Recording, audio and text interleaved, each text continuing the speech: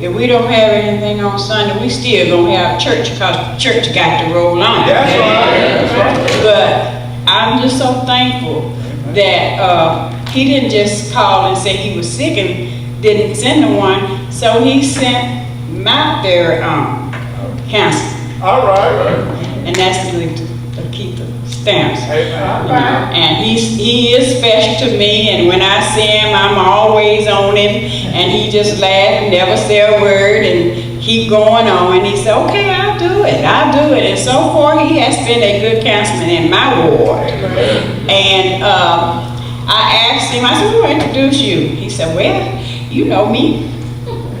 He said, all you got to do is say, come on. So come on.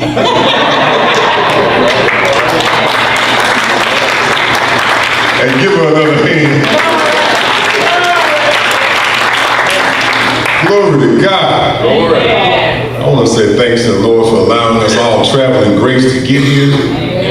I know those highways and byways are dangerous. Every time I drive down the highway, I see somebody turn over on the side of the road, and thank God it wasn't us. And I wish you all traveling grace back to your homes safely. Honor to the pastor for allowing us to be here today, and to the mothers and deacons and sisters and ushers and trustees and members and everyone here. We just appreciate the opportunity to be here. We also want to say, thank you, Councilman Stokes, for allowing us the opportunity. He called me up and said, little brother, I need you to do something for me.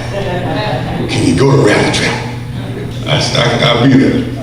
So definitely keep him in your prayers, because he's definitely always running, always going. And sometimes I tell him, just take it easy a little bit. You don't have to make everything, as you get older, use a little more wisdom, let the young folks run a little bit, and you can work together. So I think this is my 4th event for him this week. I also want to acknowledge and thank y'all for the prayers of my wife and our family. We lost our mother-in-law 2 weeks ago in a house fire up in Leland, Mississippi. And that's why she's not with me today. She's normally with me, but she's not with me today because we're doing tag team taking care of my father-in-law. He's now homeless. So we're trying to rebuild a home and going backwards and forwards, and definitely keep us on your prayers as we travel those highways going back and forth to the Delta every day.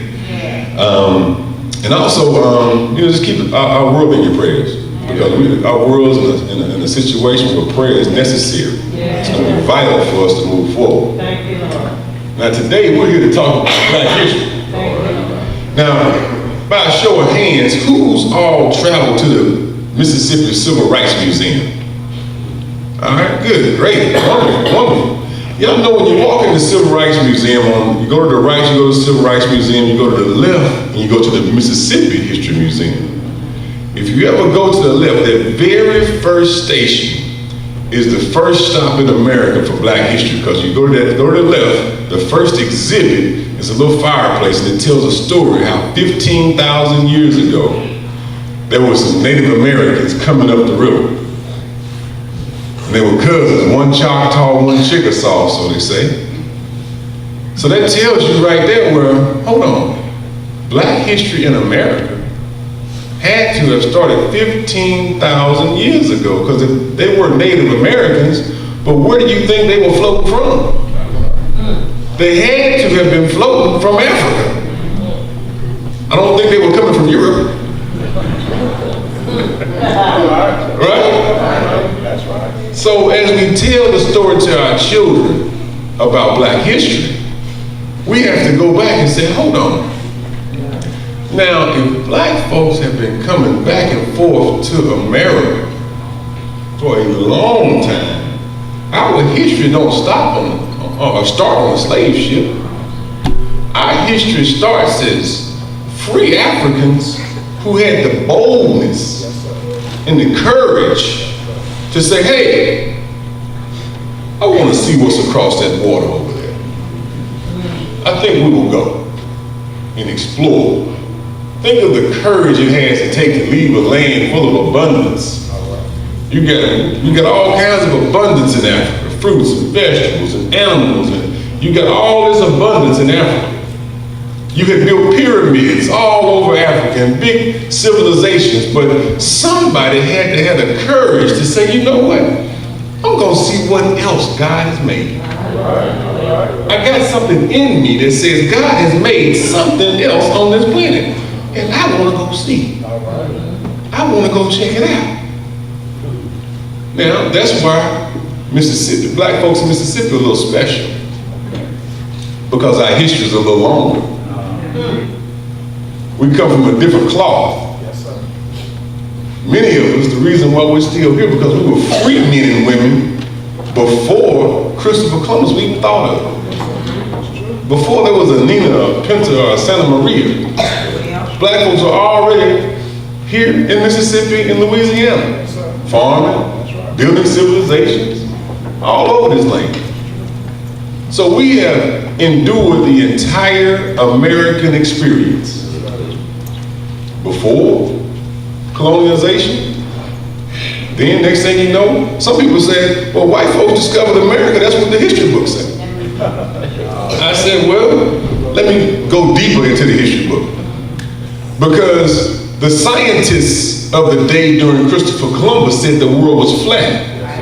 And if you traveled, you fell off the end. But Christopher Columbus had been going back and forth to Africa, and the Africans said, hey, why are you coming here trying to plunder? There's a whole land over there. He said, no, it's not. Our scientists say you fall off the end. And so they said, well, we'll show you. So why do you even think they even came to America in the first place if the scientists of their day say it didn't exist? They had to have been listening to some Africans who were telling them and showing them to go. Imagine the reality of it. If you're in Europe and somebody says, hey, we're gonna get on a boat and go across this water. You had to have proof that something was there because their scientists said there was nothing there and you fell off and died. So who would volunteer to go? How could you get a group of people to sign up for such a voyage?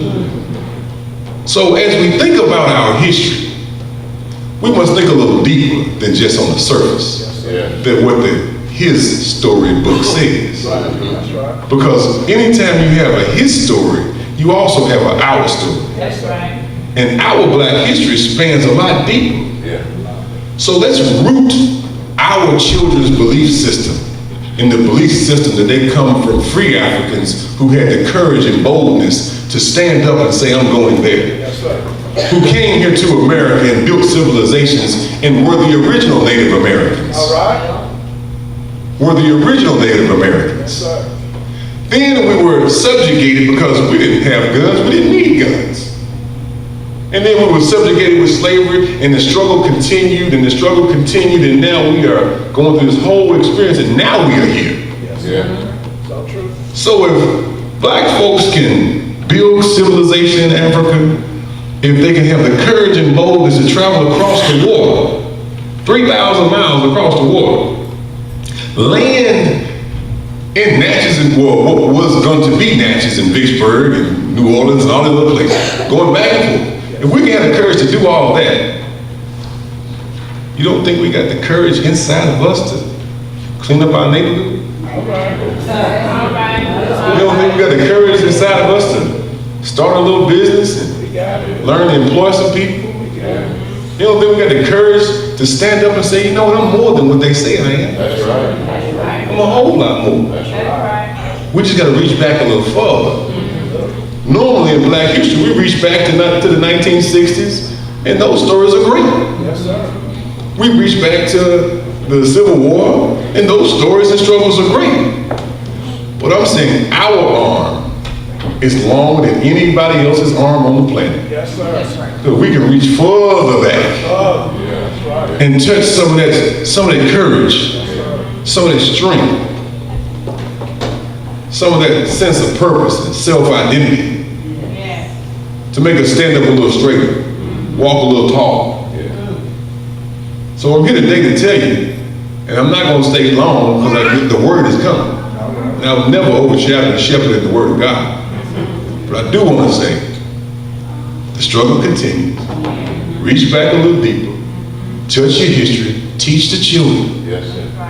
that the history is not just what's in the his story books, When your grandmama told you that she was a Native American, she wasn't lying to you. That's right. When she told you that all these stories, she wasn't lying to you.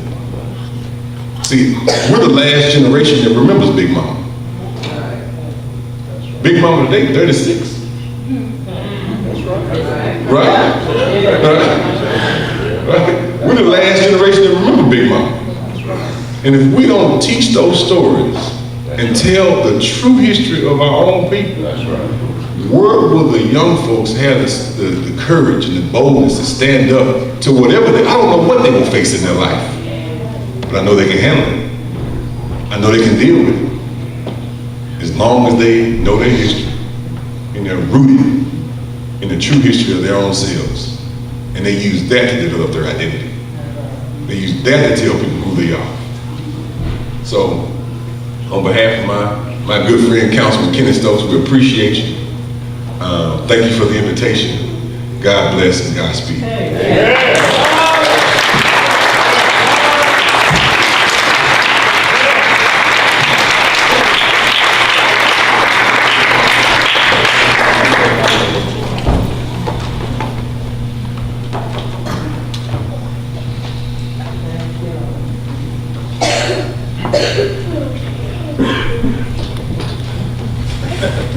Let's give him a hand, Mama. Thank you so much for coming and standing in, but I do have a little token for all of y'all. This is just to show thanks and appreciation for you coming and standing in for Councilman Stokes. And this is for Councilman Stokes and his wife. So I know you will give it to them. And thanks so much again.